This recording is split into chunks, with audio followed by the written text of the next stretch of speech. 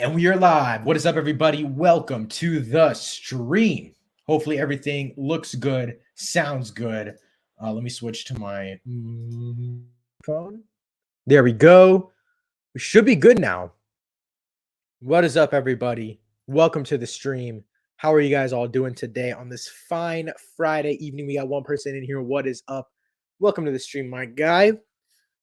Today, we're going to be doing some Oscar nominations, predictions, all that good stuff, all today on stream here. I have a whole list of movies, categories, and everything that we're going to be talking about. So again, welcome to the stream. I'm going to go ahead and promote this on Twitter really quick. Just give me a second. But yeah, I'm so excited, man. I've been waiting to make this for a very long time. I've been very excited to talk about the Oscars. Kareem Ali said, "Yo, I'm early. What is up, Kareem? Yo, I'm hyped." Said Rio, "What you doing? What is up, Rio?" Kareem Ali said, "Missed your stream, man. I miss doing regular streams. I mean, watch parties are great and all, but I love just being here and talking to you guys and just having a fun time. So again, come by, check it out. We're talking all things the Oscars. So yeah, let me go ahead and promote this on Twitter really quick. I mean, man, today has been an absolutely insane day. Started working on a new project that I don't want to talk about just yet, but it's coming up. It's gonna be a great thing that I got going on. I'm very excited to share with you guys very soon. But yeah, today some categories we're going to go through is best original score, best visual effects, best sound, best film editing, best cinematography, best supporting actress, best supporting actor, best actress, best actor, best director, and we'll end off the night with best picture. But really quickly, let me put this on Twitter really quick. Live right now. Talking Oscar, hashtag Oscar 2022 predictions.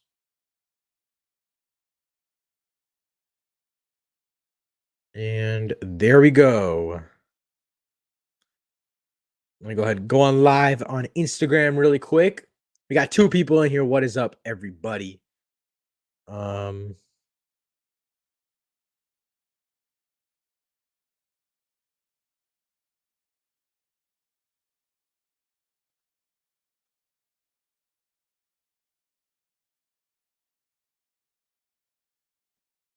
All righty.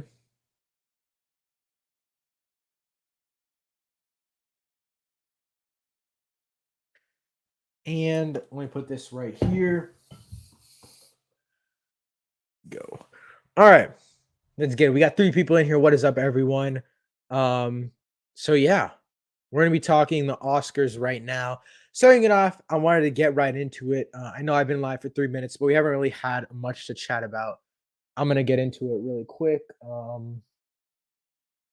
me share a photo with you guys on Instagram over here.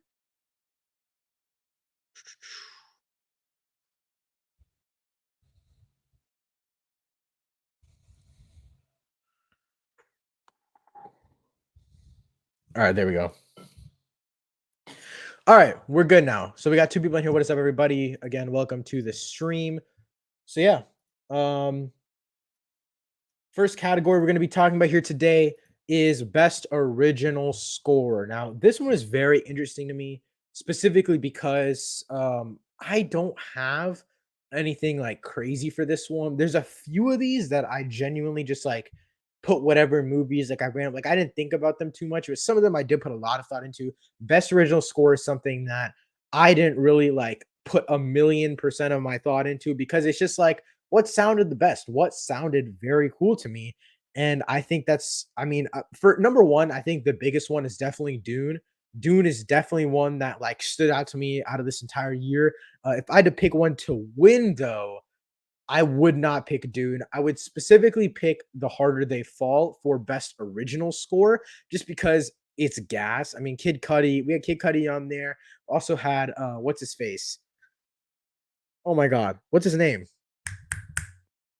Oh my goodness. The Harder They Fall.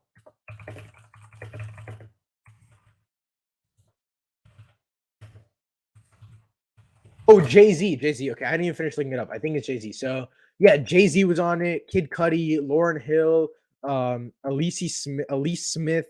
Yeah, okay. So I was right. So, yeah, we got hella people on that track list, and it's so good. I would have to pick that one to win, but my other nominations, in no particular order, would obviously be Dune. Actually, I would say Dune is second place.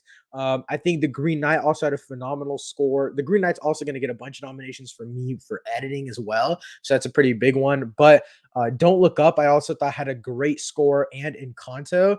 I haven't completely finished Encanto. I'm going to be honest. I still have like 20 minutes left, but at the time of making this, and as much of the movie as I've seen, Encanto was gas. I mean, Encanto was like really good. Like I love the score for that. If you guys want to go ahead and leave your thoughts and your nominations, even just your top three favorite original scores from 2021, let me know them in the chat right now. I would say though, Tick Tick Boom had a phenomenal score, though it wasn't original, so I can't technically put it on this list. But best score in general, I would definitely give it to Tick Tick Boom. I would say that Tick Tick Boom is special in that it did have a really good score. It's just that it wasn't original technically. I mean, Andrew Garfield definitely like he deserves all of the praise that he's gonna get for Tick Tick Boom. But again, it's just not an original score. So technically we can't put it there. But with that being said, next up is one sec. Sorry. Okay. Next up, best visual effects. Now, this one I have a lot to say. Actually, are we gonna do okay? Wait, so Encanto was kind of good, but I liked Onward better. But I think Don't Look Up could win. Um, Okay, so you're just saying in general, in terms of like movies, like Onward is better than Encanto. I agree. I actually like love Encanto a lot. I think Encanto is very, very underrated. I mean, sorry, Onward. Sorry, I think Onward is very, very underrated. I think Onward is one of the most underrated Disney movies in general. I think it's actually very, very well done. I love the voice acting in it from Tom Holland and Chris Pratt as well. So it's just very good, very well crafted overall. But music wise, I would definitely say Encanto was better for me personally. But I do think Don't Look Up could win. I do agree with you there. I think Don't Look Up has the best chance out of all of these to win. But I just think The Harder They Fall. Also, The Harder They Fall felt like it was more ingrained into the story, if that makes sense, more than it was for Don't Look Up. A lot of the songs in Don't Look Up just felt like they were trying to accurately depict what was happening in our society today, and that's not a bad thing, but the same thing went for the music. Like it just felt like they were trying to replicate too much of what we already have. The Harder They Fall, to me personally, it felt more like it was like a good mix of western and pop, whereas Don't Look Up just felt like pop, so it wasn't anything like super innovative compared to The Harder They Fall for me personally. But I totally understand what you're saying. I definitely feel like Don't Look Up again has a really good chance to win. But yeah, that's basically my thoughts on that. Okay. Um, Don't Look Up could win Best Original Song, but I'm not sure about score though. Yeah, I think you're talking about the Ariana Grande song, right? I think that was a good song. I would say okay, let me find the track list for The Harder They Fall.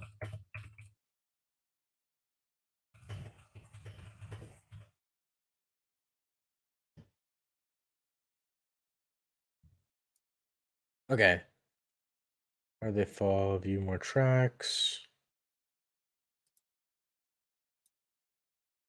Which one? The one with Lauryn Hill. Okay, Black Woman. That song is so good. That song is gas.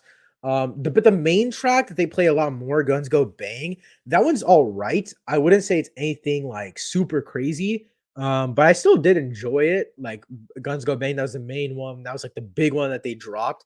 Um, but I don't know. Individual song wise, I think Don't Look Up could possibly win.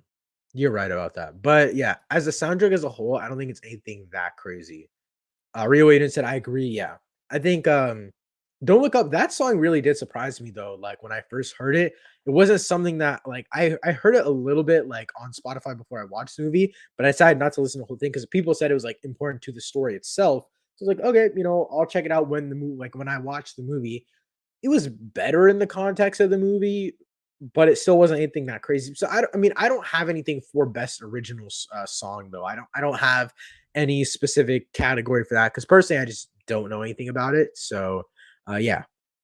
But next up, best visual effects. This one I have a little bit of an issue with.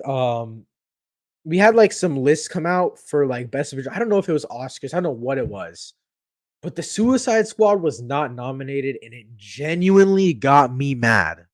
Like I'm dead serious. Like, oh my god, I love the Suicide. If you couldn't tell, obviously that's on my list, but I definitely feel like the Suicide Squad should get nominated for an Oscar for best visual effects.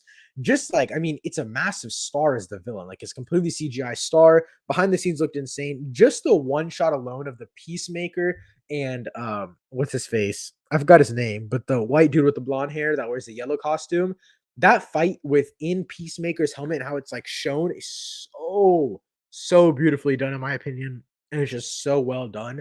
Overall, I would say that the Suicide Squad is just like I couldn't tell you what was CGI and what was not in the movie, obviously, other than like the massive freaking like monsters. But I mean, in general, like I feel like that was for Critics Awards. Maybe. Because Black Widow was nominated, and Black Widow CGI was the definition of mid and CGI wise. I mean, the movie in general wasn't that good to me, but um yeah, I'm gonna go ahead and end one sec, guys. I'm gonna go ahead and end this Instagram live and start up a TikTok live really quick. But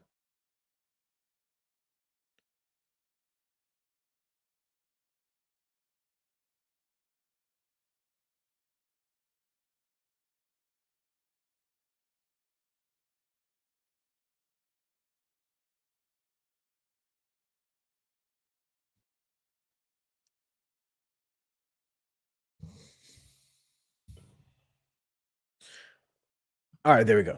All right. All right. So sorry, I'm back now. But yeah, basically best visual effects, I think personally that Dune should win, or second place, The Matrix Resurrections. My other nominations are pretty simple. It's Eternals, which I think is phenomenal. Like I think it's like the best Marvel movie, like the best CGI in any Marvel movie this year. And then next up is Spider-Man No Way Home, of course. Spider-Man No Way Home, the thing is like it's great CGI, but there's also moments where it's very like poorly done CGI, which is only in a few moments. Like it's nothing that insane or that like it's gonna ruin the movie for me. But it's just compared to like Dune, Matrix Resurrections, Eternals, The Suicide Squad, like Spider-Man No Way Home has a few errors here and there that make or break it for me. And that's my biggest issue with it. I do also have honorable mentions for all of categories here on up. So my honorable mentions for the best visual effects are Free Guy, which I thought was insane. The visual effects of Free Guy are like next level to me. But also No Time to Die. I saw behind the scenes thing of it that just completely changed my whole thought process on the movie, like visual effects wise. There was so much CG that I didn't even know was CG, which shows how good it was. And then Zack Snyder's Justice League, of course. I know it was an HBO Max exclusive, but I don't think it really matters. Like I mean, the fact that it was an HBO Max exclusive and it still had that good of CGI. I mean, obviously, I know the budget was freaking out of this world, but still, Zack Snyder's Justice League, like the stuff they did with even, I mean, I'm not the biggest fan of the movie itself, but Dark Side alone, like his CGI, what's his name? The freaking horn dude. He also looked phenomenal. Steppenwolf, sorry. Yeah, Steppenwolf. He looked absolutely god tier in the movie. Um, so it's just like Zack Snyder's Justice League just wowed me, I guess. I think that's why. If there was a one movie I'd replace on this list or like swap out with my honorable mentions, I would swap out either Zack Snyder's Justice League or Free Guy for Spider-Man No Way Home. Spider-Man No Way Home is really on the edge of this category. But yeah. So next up, or actually, let me know your guys' best visual effects. I'll wait for a second. Let me know your guys' best thoughts on like best visual effects, like what your nominations might be, and who you think should win in that category. I'll give you guys a second if you want to put it in the stream really quick. But yeah, I'll give you guys a second for that.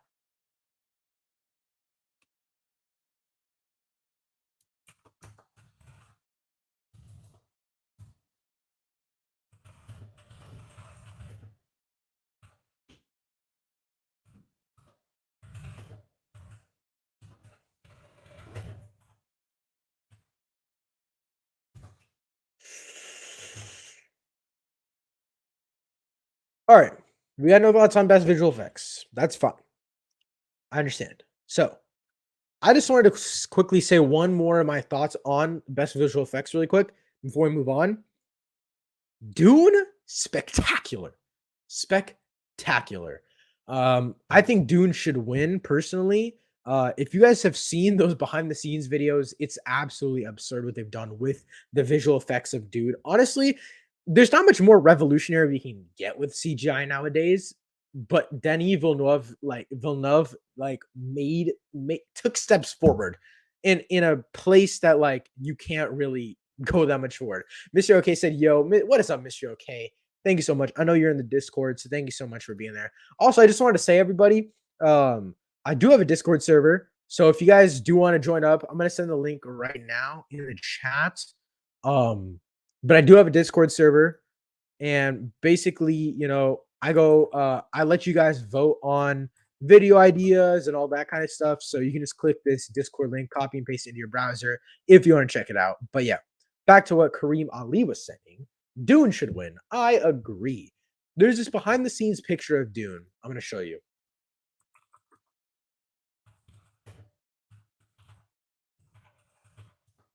I'm going to go ahead and show you guys right now because this is freaking absurd. There's also this video from Thomas Flight on YouTube. It just popped up in my recommended again. It is crazy. His video is so good about it. It just works really well in my opinion. And they talk about it a lot. But Rio Eden said, "Yeah, Dune should win 100%." Yeah, I agree. I personally, I don't know. I feel like there shouldn't be much of a debate with this one just because of how good Dune was. Like if Dune's effects weren't that crazy, then I would agree. But all right, so let me go ahead and put you guys right there. Okay, so we're looking here, right? Let me try to find the orthocopter. Okay, so this is one of the examples of what they did. So you guys know the orthocopter, I think that's what it's called. They filmed a live helicopter and then just replaced it with the orthocopter at the end, which is absolutely absurd. They also had like parts of the orthocopter moving for like shooting inside of it. And then there's one like this is the craziest part for me personally. Um, okay, this right here. So basically, they built like full sets for this thing, right? And instead of having like green screens or blue screens, where when you edit a blue screen or green screen, right, you have to key out like all of the blue and green, and it gets really fuzzy around small particles. So they basically just did sand screens, which is the same exact color as the sand, built a practical set inside of inside of the sand box, basically with sand walls, and they just shot in there, and then at the end they just replace what's there. They don't try to replace the green and blue. They try to just use the sand screen to expand upon it, so like light reflects the same as it does off the color of the sand and off of the color of the actual sand, like the sand and then the sand screen. You know what I'm saying?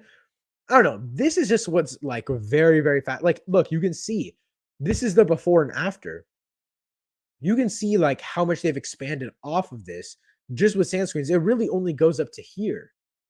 I don't know. I find this so absurdly like insane that they were able to pull it off and it works so well. Sorry if I went on too long for a little too long there, but it's very, very interesting. That specifically is just so interesting to me. The Matrix Resurrections, I would put it very high up there, but actually, I don't know, but what? It's actually really good. But the thing is, it just didn't like feel as special to me as Dune. Maybe it's because like the Matrix movies, I feel like I compare them to previous Matrix movies, and Matrix One already did enough for me visual effects wise, like changing the game and stuff like that. So it's like there's not much you can wow me with. Whereas like sci-fi genre, right?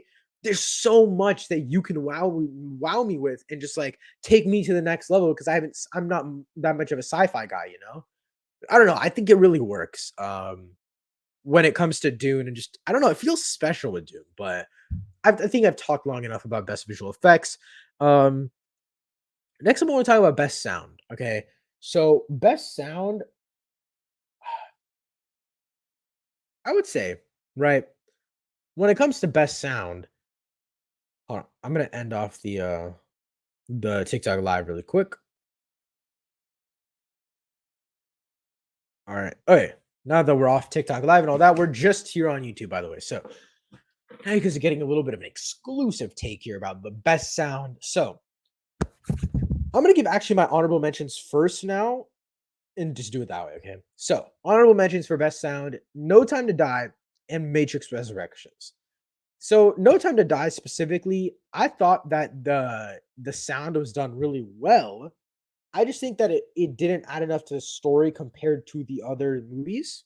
And the same thing for Matrix Resurrections. I think they both did a great job in general terms, but within the story themselves, it didn't feel like it added much. But for example, Tick Tick Boom, which is one of my actual nominations, it's my five. It's one of my five. Tick Tick Boom, obviously, it's a musical, and it just, in my opinion, Tick Tick Boom had the best like soundtrack of the year. I would say Last Night in Soho is a close second, and then in terms of just and Last Night in Soho is there on my not, last night. Sorry, words are hard. Last Night in Soho is there on the list with it. Um, and then like now sound, I'm confused, right? I'm not an Oscar professional.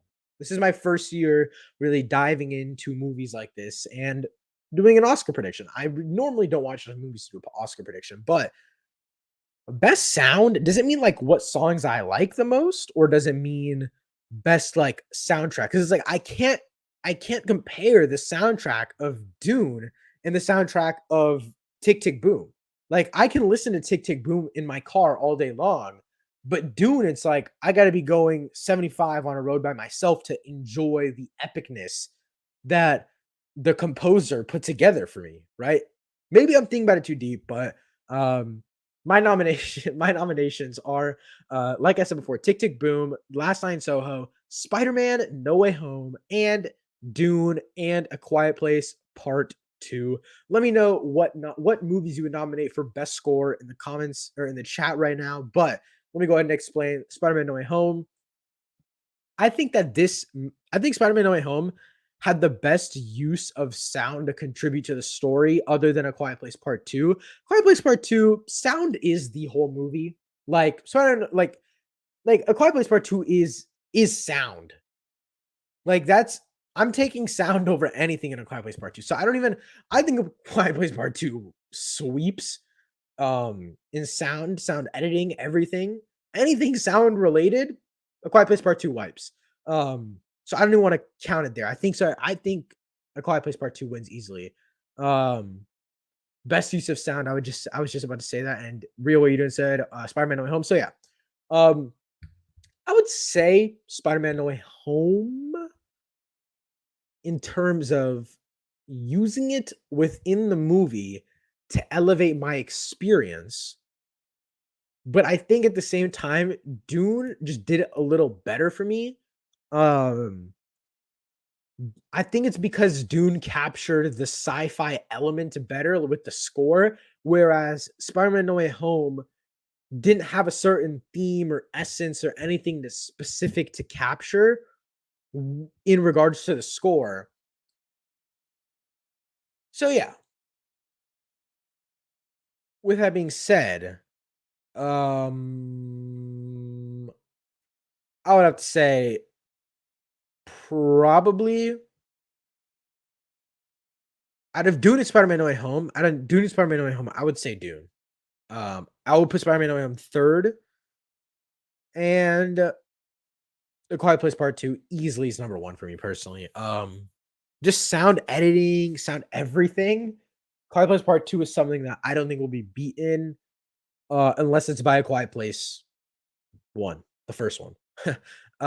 Rio Aiden said, "Yeah, I agree. Yeah, I think Silent soundtrack is phenomenal. I think Dune soundtrack is phenomenal, but just like sound editing wise, nothing has ever made me more tense, scared, and clenching my muscles than the sound in A Quiet Place Part 2. um, A Quiet Place Part 2 really surprised me this year. Not really, actually. I mean, I had high expectations for it. That's the thing. So, like, I'm trying to think of how to articulate my feelings about A Quiet Place Part 2. Because it's like the score itself isn't like one that I've ever gone back to, I don't think. But the use of sound is phenomenal. So, like, score, well, we already did the score category, and I gave that to Dune. So yeah, I would definitely say Quiet Place Part 2. Again, leave your thoughts in the chat right now, but we're gonna move on to best film editing. My honorable mentions are The Harder They Fall. And okay, wait, by the way, I'm gonna go ahead and start now saying like what I'm judging the criteria, what my film bro list is of criteria for all of this, like these categories, right? What is my film bro list for best film editing? Something that drags me in, something that keeps me engaged. And I think this in part works with the score as well. Um, Mr. OK said King Richard for best editing. I'm yet to see that one. I know that's one of the like most like talked about movies of 2021. Yet to see that one. It just came out at a weird time, I think. I don't even remember. Did it come out in November?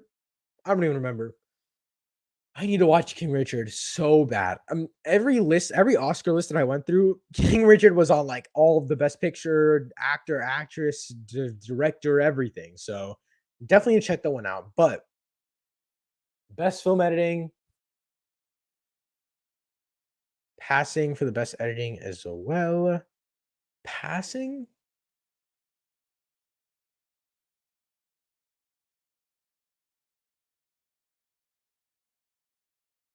I'm trying. Sorry, that was really awkward. I'm just trying to think of what movie that was.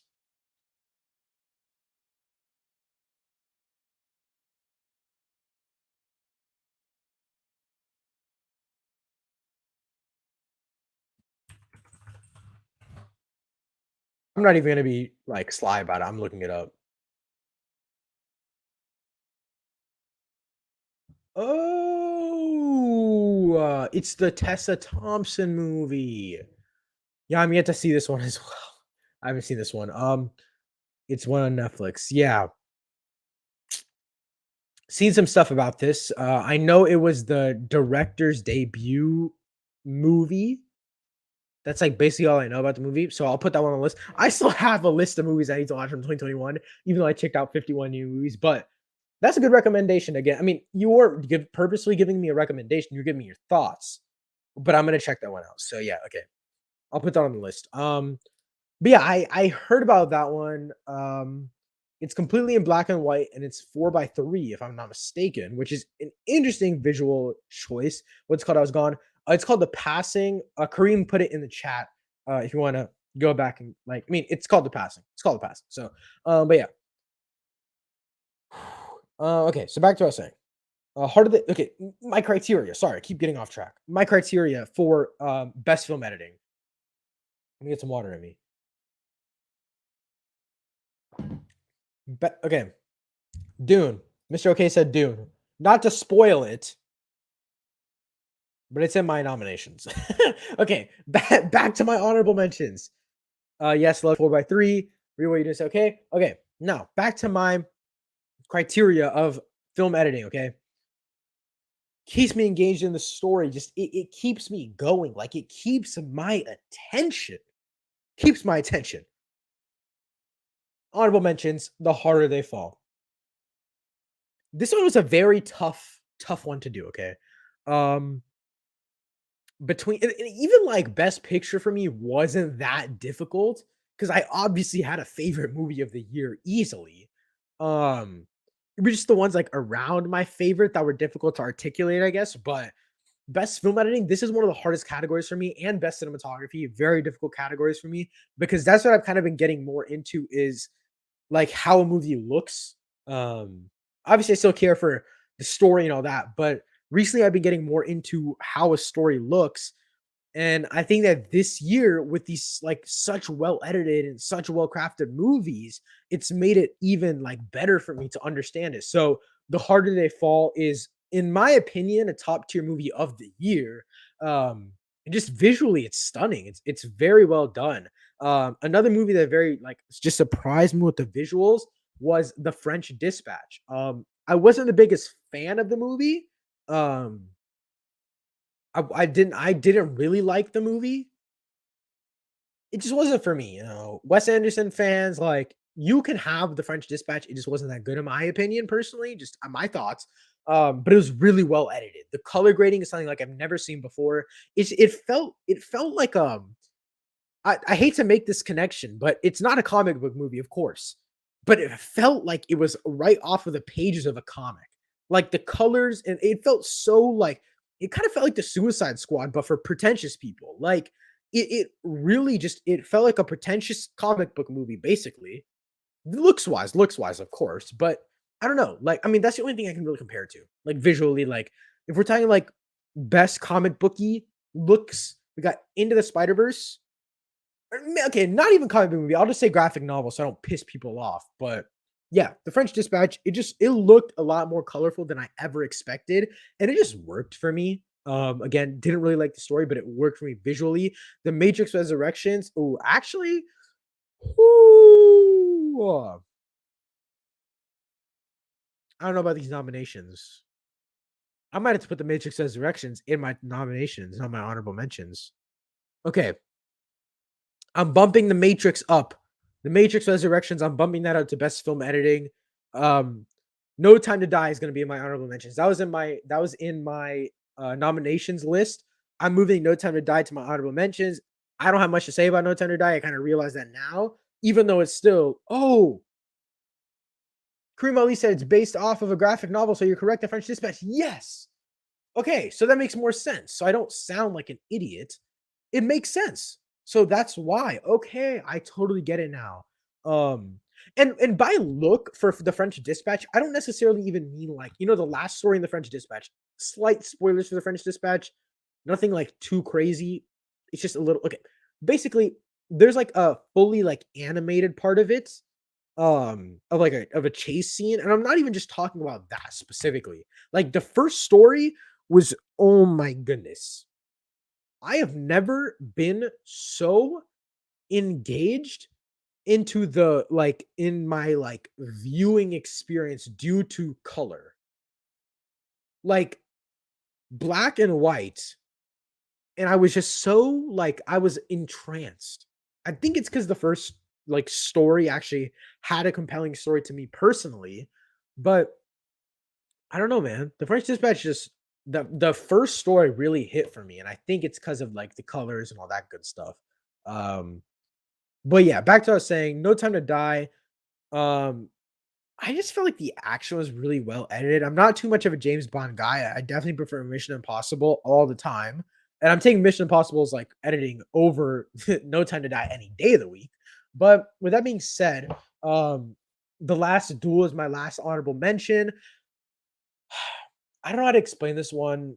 So I watched this interview with Ridley Scott, and he basically said he likes 4 cameras on set, for most of his shots, and I think that that kind of led me to put it here, because the film editing wasn't anything like super crazy, but I will say, like, with the 4-shot thing that he goes for, with the 4-shot setup, um, it kind of made me realize how like it made a lot of these action sequences way more fluid in the movie that I didn't really realize before I used the 4-camera setup. So, for example, the final duel, again, my very minor spoilers for the last duel if you haven't seen it already, but the last duel, when they end up having the duel, like when Jodie Comer's character is sitting up and watching the duel, I don't know if it's just the editing that's so good or if she was actually there, but it felt like she was watching it when it was only her in the frame and then the duel happening in a different frame set.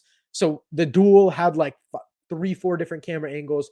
Jodie Comer was on one. So I think the editing back and forth just really paid off the duel for me personally. Like a lot of movies are like they lead up to one big thing at the end, and it just doesn't hit, and it just ends up being boring. That's what happens with a lot of medieval movies for me personally.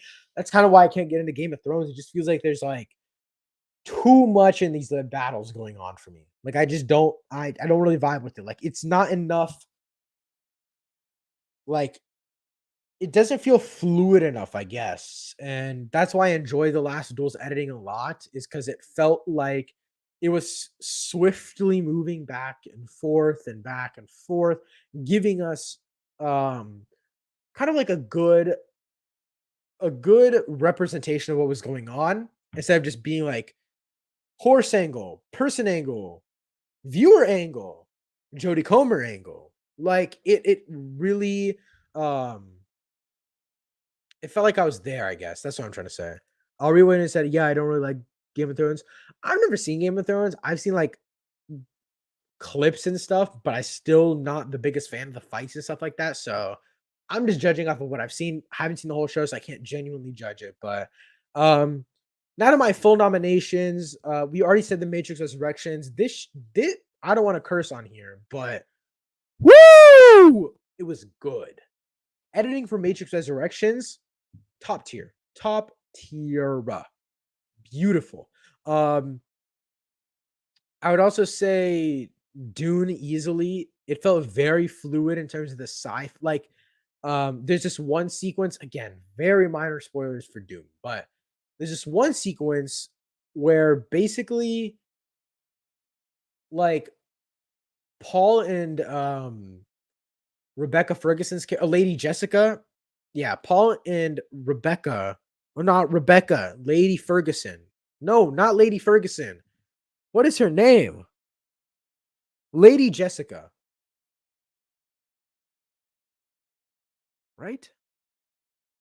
I'm just gonna call her Lady Jessica. It is what it is. Lady Jessica and Paul. Is it? I'm looking it up. This is gonna ick me.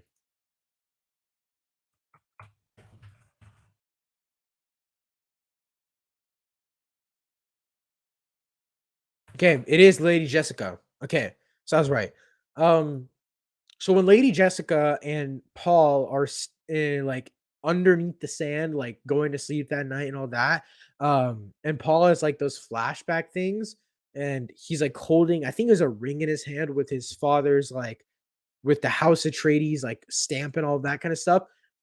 Um, it was such a close, and this is just the one scene that comes to mind. Okay, it was such a closed environment, yet it felt so big. Um, I think it's because of the way that they edited, like making it seem like such an enclosed space, but still having the actors go back and forth.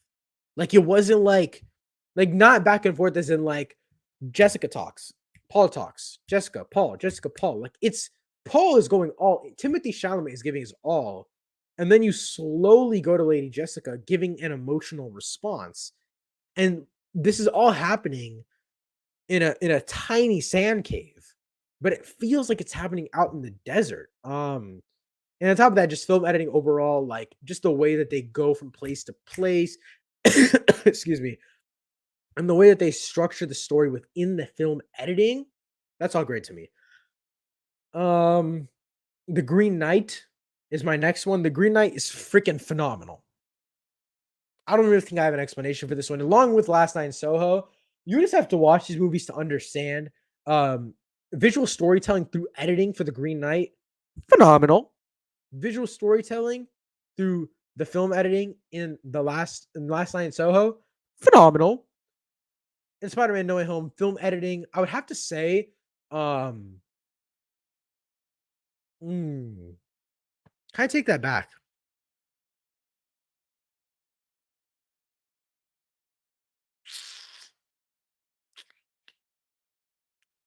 I think I'm gonna replace Spider-Man No Way Home and The Harder They Fall. Yeah, I think that's the plan. Yeah, so I'm gonna switch Spider-Man No Way Home and The Harder They Fall. So yeah, I'll put Spider-Man No Way Home in honorable mention and The Harder They Fall in best film editing nominations. I think it's just because now that I think about it more,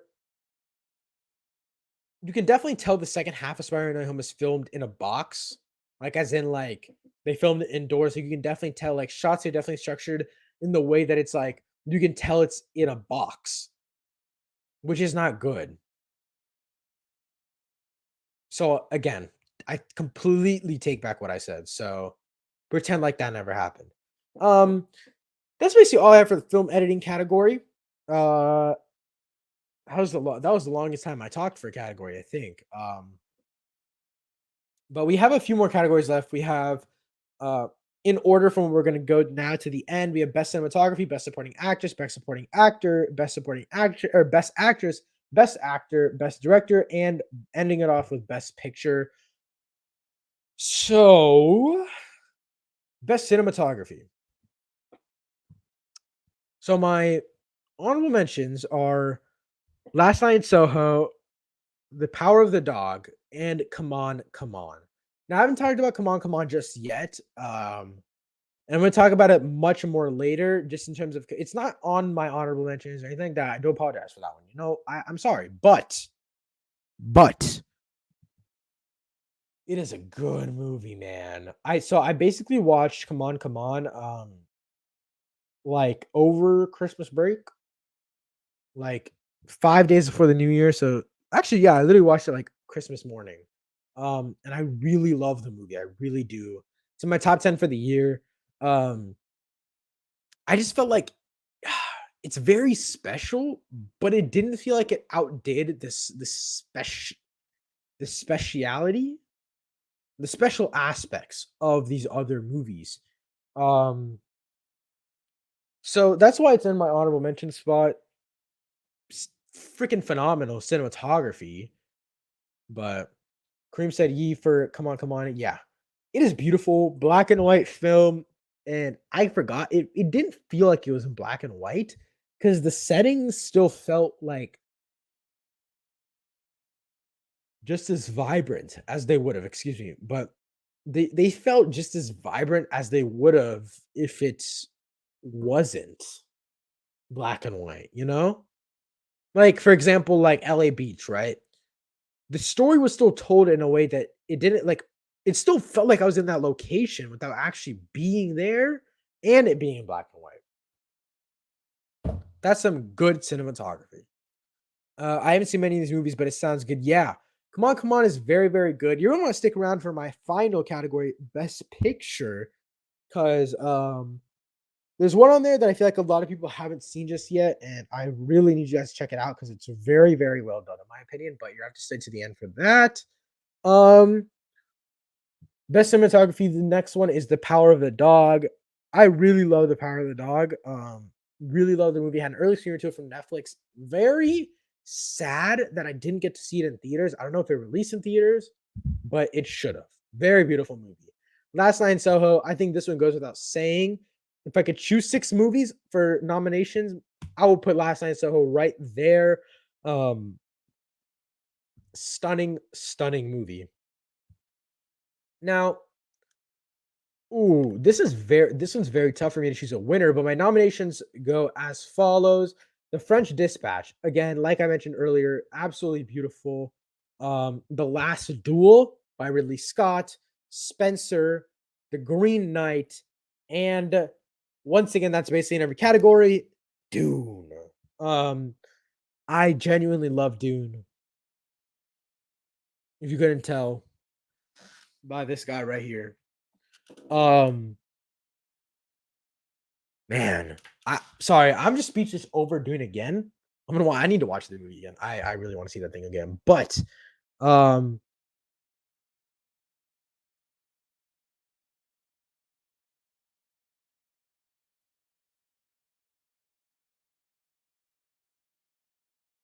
trying to think of my thoughts really quick. I'm trying to pick a winner, by the way. That's what I'm doing right now. I'm just trying to think of a winner.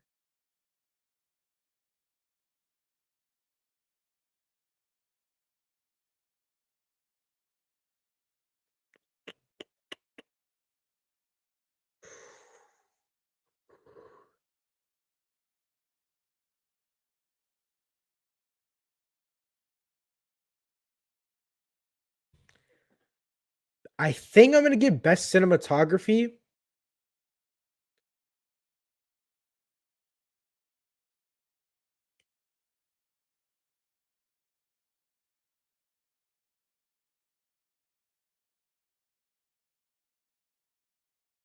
I think I'm gonna guess best bet get bet. I think I'm gonna give best cinematography to The Green Knight. After further reconciliation with my mind, The Green Knight is genuinely beautiful. There's this YouTube video called "The Best Shots of the Green Knight." Freaking fantastic. Okay. Um, Dune cinematography is beautiful. I'll put that second. Third, I'll put Spencer. Fourth, I'll put The Last Duel. And fifth, I'll put The French Dispatch. Um, Kareem Ali said, West Side Story cinematography really captured the whole 50s vibes, passing as well. Also, The Lost Daughter. I don't know what The Lost Daughter is.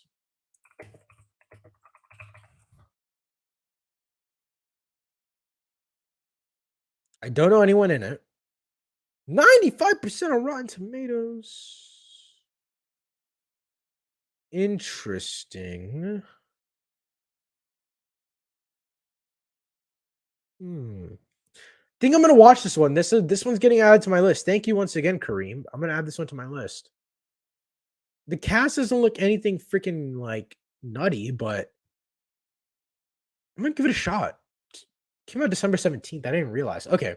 And Maggie Gyllenhaal directed it. Okay, I'll give it a shot. But yeah, thank you for that. West Side Story didn't get the chance to watch. Passing again, still haven't watched.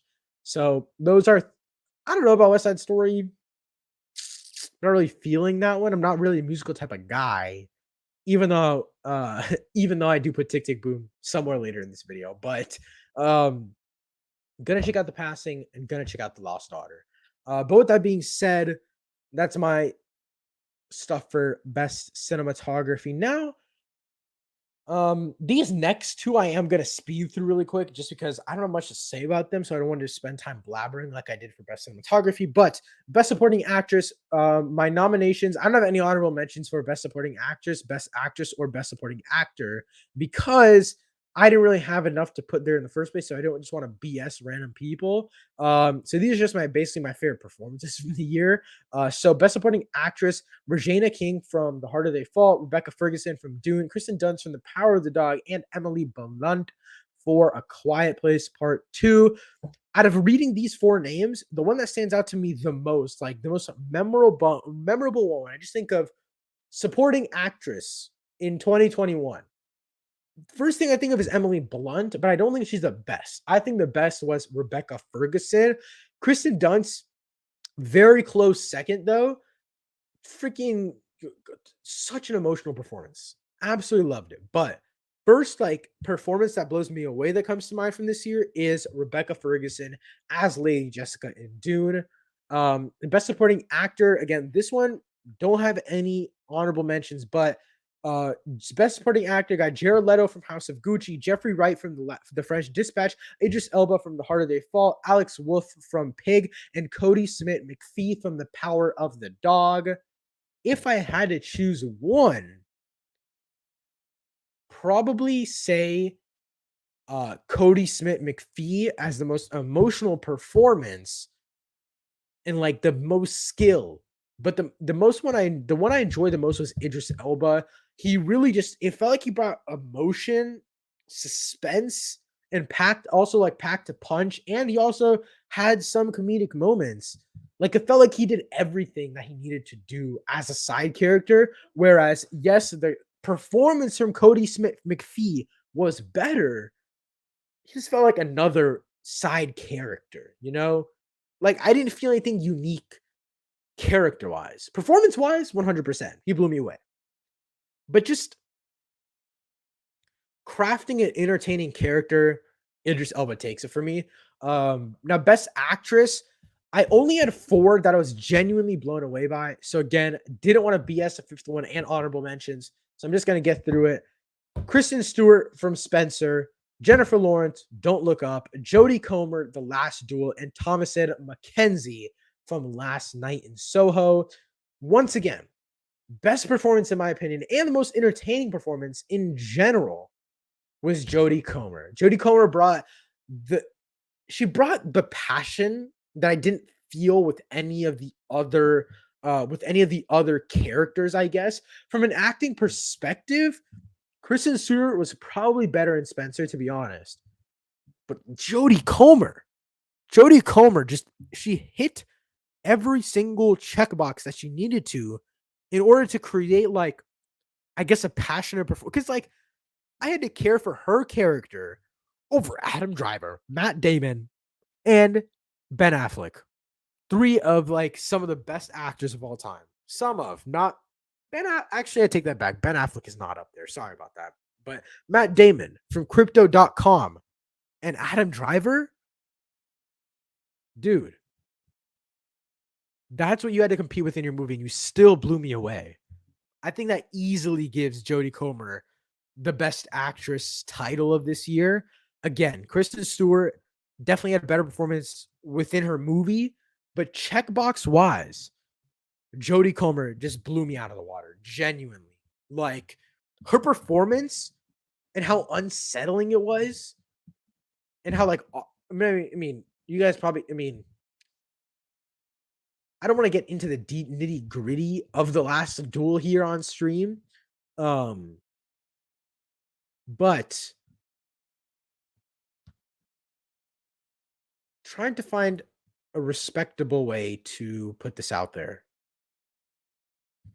Jodie Comer gave a performance that didn't feel like it was a fictional character. And obviously, The Last Duel is based on a true story, but I think this is also due to the other actors in the movie and actresses in the movie and just the story as a whole. But it didn't feel like Jodie Comer was playing someone that wasn't real. The character the entire time felt like like a real person. I don't know if that's yeah. No, that's exactly what I mean. Yeah, yeah. I should have said that initially. Yeah. Jodie Comer for me easily takes the cake with this one. I know I spent a little bit too much time on that one, but yeah, I genuinely Jodie Comer blew me away with her performance. Um Now this one, okay, I'm gonna go to best director really quick because I feel like best actor, that one's a lot more tough for me. Best director, my honorable mention is Wes Anderson for The French Dispatch. I don't in the way I'm once again pulling out my film bro contract here. What check boxes do I have for best director? I'm mostly going off of the director like palette that's in the movie, I guess. Like what movie feels like the director like I don't know how to describe it, but what movie feels like the director put a spit on it, you know? So for example, I think that Tick Tick Boom is a way better movie than The French Dispatch, just personally speaking. But like it just feels like a normal musical. Whereas The French Dispatch was just nutty on a whole nother level.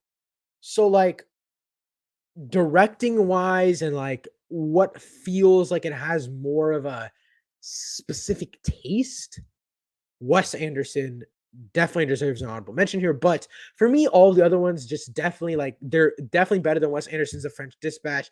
Definitely Jane Campion or Jane Campion. I think that's how you pronounce her name. The Power of the Dog. Freaking phenomenal direction right there.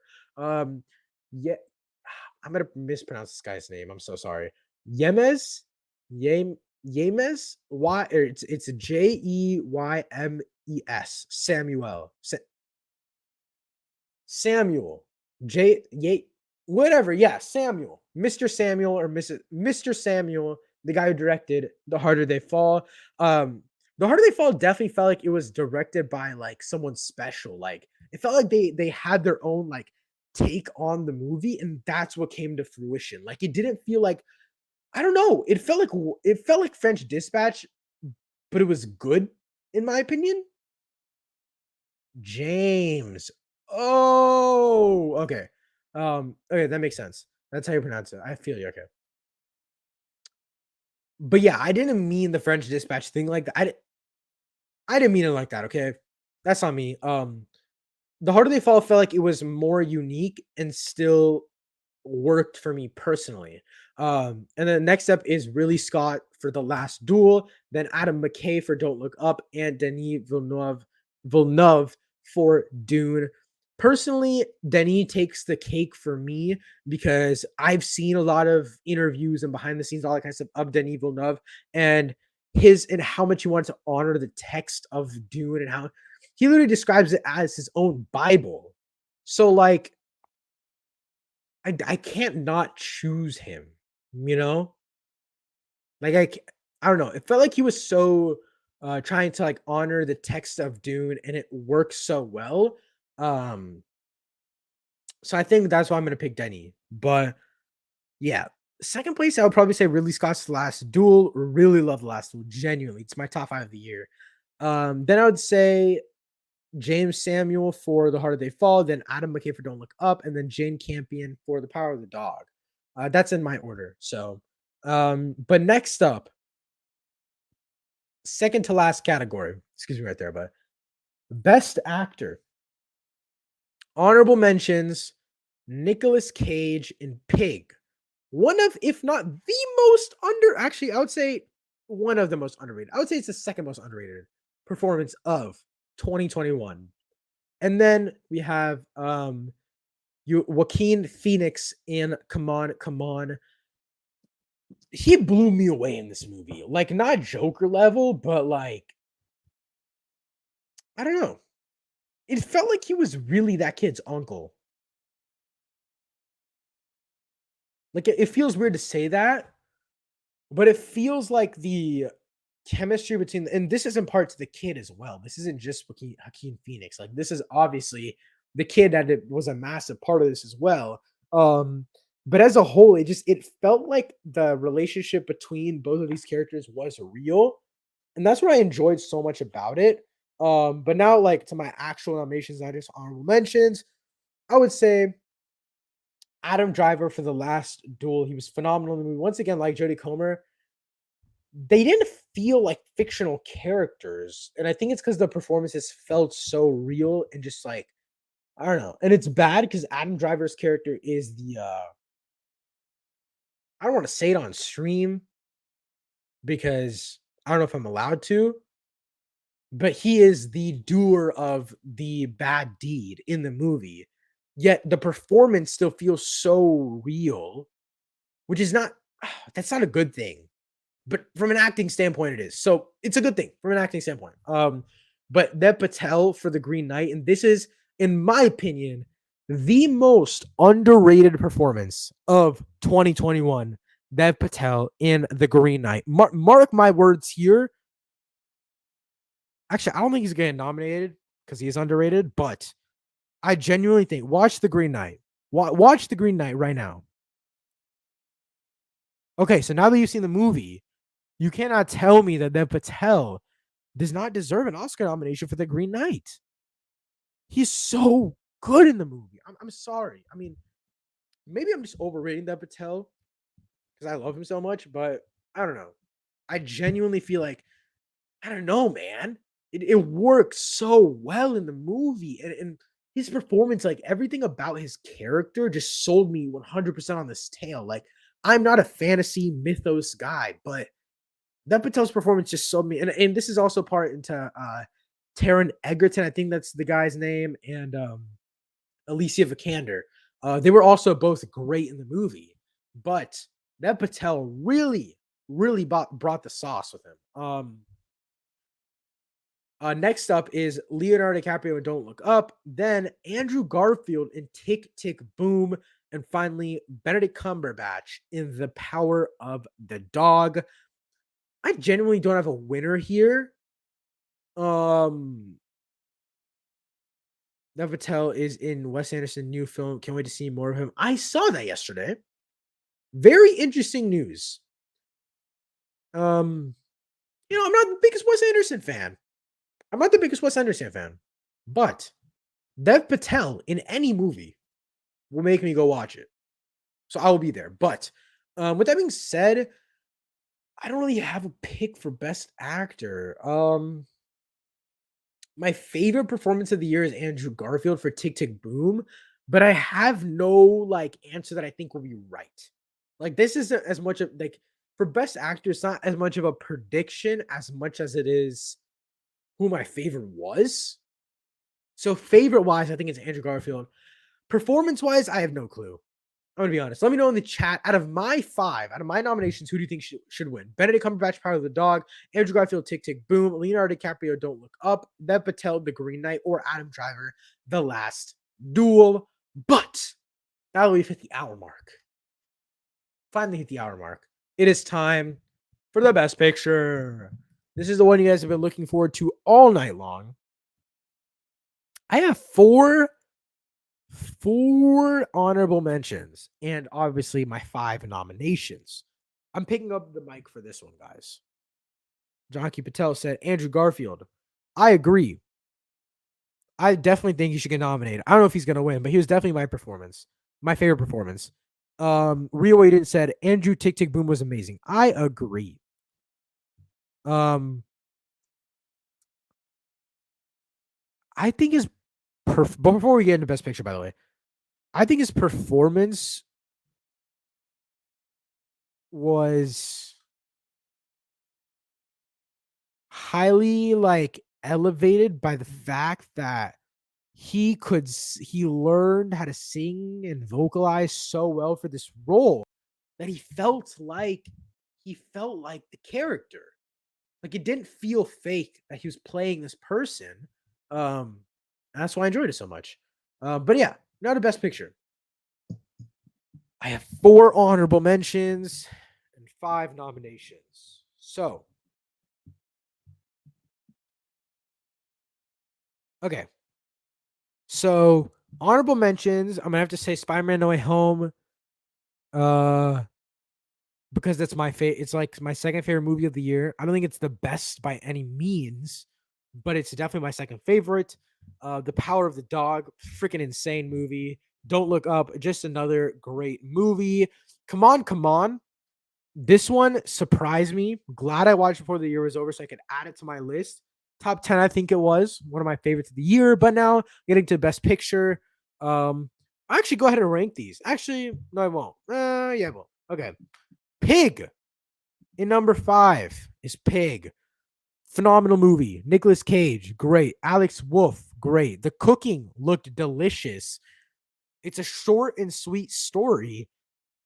Well, like I said, sweet. It's short and sweet, but it still feels like it does enough. You know, it doesn't feel like it's short and sweet for the sake of just being short, telling a short story, and that's it. Pig really did stick with me, and I was surprised because it was so short. Pacing was also god tier in that movie, by the way. Next up in 4th place is Tick Tick Boom. Tick Tick Boom for me was a movie this year that like it just felt like it enlightened me, I guess. If that makes sense. Cause like the whole message of Tick Tick Boom is like do whatever the hell you want. Like no one can stop you. You know, you're the only one that can stop yourself. And like even if you're pursuing something that not everyone will pursue, you still got to go for it, you know? And so that movie just really hit home for me. And that's why I enjoyed it so much. So that's why it's at number 4. In number 3 is The Green Knight. Just to note, I have not seen Belfast. I think that's how you pronounce it. Haven't seen King Richard. Haven't seen Coda, I think it is. And I haven't seen Titan. I don't know how good Titan is. I've heard that movie was crazy. But yeah, back to what I was saying. 3rd place, The Green Knight. I really did love The Green Knight, guys. I mean, I think it's mainly because I'm not much of a medieval swords and stuff fight guy. I'm more of like a guns and superheroes type of guy. And I really just love this one along with my 2nd place, which is drum roll please. Last Duel. I really love The Last Duel, as you know, from my Jodie Comer nomination and Adam Driver nomination and Best Cinematography. I think it was nomination. God dang, the movie's good. And my Ridley Scott nomination for Best Director. I think that The Last Duel, what separates The Last Duel and The Green Knight for me was the fact that the last duel felt like it had more of a director's twist on it. Maybe it's because I know more of the behind the scenes of the last duel, but I don't know much about the Green Knights behind the scenes, but still really love the Green Knight and I love Last Duel. But my favorite movie, the movie that I think should win Best Picture is Dune. Dune. 100%. Dune, Dune, Dune, Dune.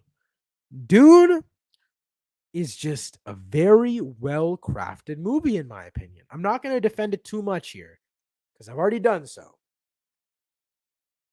But God damn. Dune? Dune is one of those movies where it's like, I know it's a two-part thing. So it's like, obviously, something's going to be better than this, which is the second part, by the way. But it's like, how could you make a perfume ad so entertaining? Okay, that was a joke. But how can you make like the first part to a story that's this movie was 99% lore and they still made it entertaining for me. Maybe it was the act, maybe it was the directing, maybe it was the cinematography, but that's all what goes into making the best picture possible. That's why for me, Dune is a clear front runner. Like I genuinely think nothing on my list comes close to Dune. Again, haven't seen Belfast, haven't seen King Richard, haven't seen Coda, haven't seen Titan, haven't seen any of those pretentious film bro movies. I'm joking. They're not film bro movies, but I haven't seen any of those things. So my opinion might change when I see them.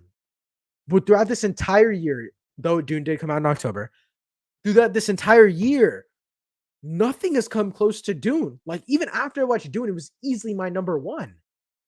It's my only 10 out of 10 for the year. Genuinely. Spider-Man No Way Home is a 9.5 for me. Last Duel is a 9. Everything under that is a 9 or below. But yeah. That is all I have for you guys today. That is it for our Oscar stream. This is our 7-minute stream. Very fun for me. I don't know how you guys liked it. We'll see. We'll see the reception. But again, I'm gonna go ahead and pin this comment really quick. But if you guys want to go ahead and just join the Discord so you can get updates on when I'm going live, updates on videos.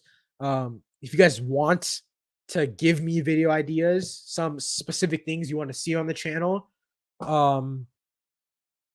but also just in general, like when I need help with some video ideas. So for example, Superman and Lois starts next week. Also, I want to quickly go over this, but Superman and Lois starts next week. So it's like I asked the Discord, do you want shorts? Do you want full reviews? Do you guys want mid-season and finale reviews? Like, what is the vibe here? What do you guys want? So in order to become part of the community and help me make these decisions that are big for the channel, you have to join the Discord so you can give me some one-on-one thoughts and all that kind of stuff.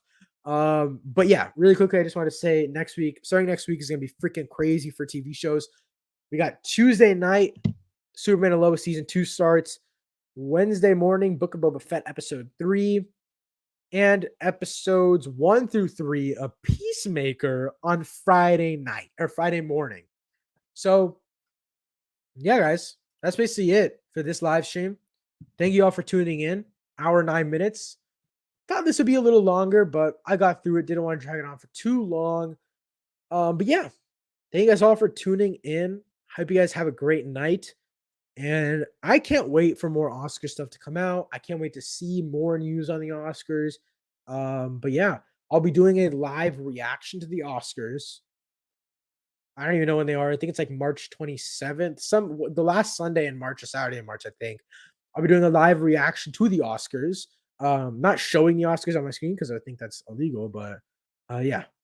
We'll quickly answer this last question because I just saw it in chat. But Rio Aiden said, are you gonna watch Naomi? Not really sure what that is.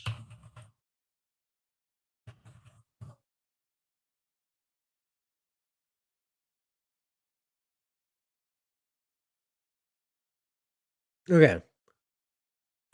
Oh, it's a CW show. I'll watch that. Sorry, excuse me. Yeah. I don't really vibe with CW shows, you know? Like, Superman and Lois isn't technically a CW show, if you guys didn't know. It's actually an HBO Max show that premieres on the CW, just in case you guys didn't know that, but yeah, that's basically it for the stream. I'm gonna end it off here because I gotta go edit a video and expect a new video tomorrow on Spider-Man, the Spider-Man College Trilogy, so expect that tomorrow. Um, and yeah, that's basically it for the stream. Again, thank you guys all for tuning in, coming through,